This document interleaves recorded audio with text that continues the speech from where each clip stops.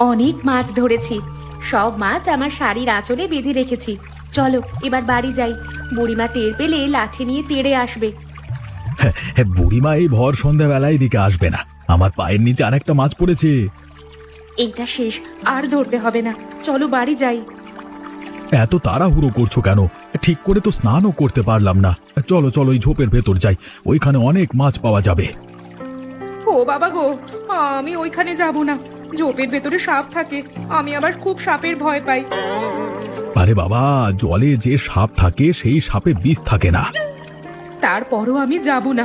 আমি এখানে দাঁড়িয়ে আছি, পারলে তুমি যাও। ঠিক আছে, আমি যাচ্ছি, তুমি আবার চলে যেও না। যাচ্ছি না। এই তো চলে এলাম। এখানে তো অনেক মাছ, এই মাছগুলো রাখবো কোথায়? তোমার কাছে তো গামছা আছে, তুমি গামছার মধ্যে বেঁধে রাখো। তাই করি, তবে তুমি এখানে আসলে ভালো হতো। আমার আর ভালো লাগছে না। দেখো রাত হতে যাচ্ছে, বললাম বাড়ি চলো, তুমি তো আমার কথা শুনলে না। চারিদিকে কেমন অন্ধকার হয়ে গেছে। আর একটা মাছ ধরেই বাড়ি চলে যাব। আরে একেবারে তো অন্ধকার হয়ে গেল। ও বিশাখা, আমি তো কিছুই দেখতে পাচ্ছি না। দয়া করে এবার বাড়ি চলো।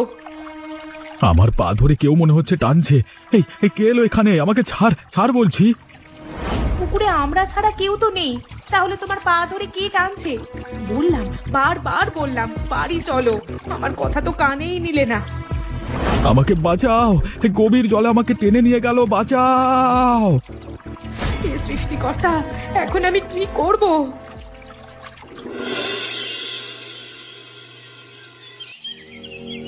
দিদিমা, গ্রামের সবাই বলছে রাতুল কাকার নাকি ভূতে জলের নিচে তলিয়ে নিয়ে গেছে।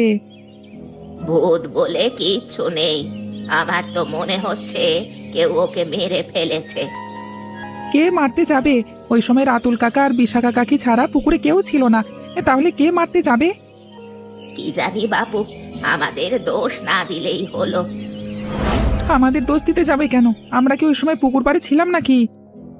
আমার পুকুরে কেউ নামলেই তো আমি চেঁচামেচি করি, তাই অনেকে মনে করতে পারে। দিদিমা, দেখো কেউ একজন আসছে মনে হয়। আমি তো ওনাকে চিনতে পারছি না। কে তুমি বাবা? আমি তো তোমাকে ঠিক চিনতে পারলাম না। দুদিন আগে জলে ডুবে যিনি মারা গেছেন উনি আমার জামাইবাবু হয়। আমার ধারণা আপনি আর আপনার নাতি মিলে আমার জামাইবাবুকে জলে ডুবে মেরেছেন। আপনাদের আমি ছাড়বো না। তুমি কোথাকার কে বাবু? আমরা তোমার জামাই বাবুকে জলে ডুবিয়ে মারছি, তার প্রমাণ দিতে পারবে? সত্যি বলছেন না তো? এই বয়সে পুলিশের পেটানি খেলে সব সত্যি কথা বের হয়ে যাবে। ভালোই ভালোই বলছি, সত্যি বলে দিন কিন্তু।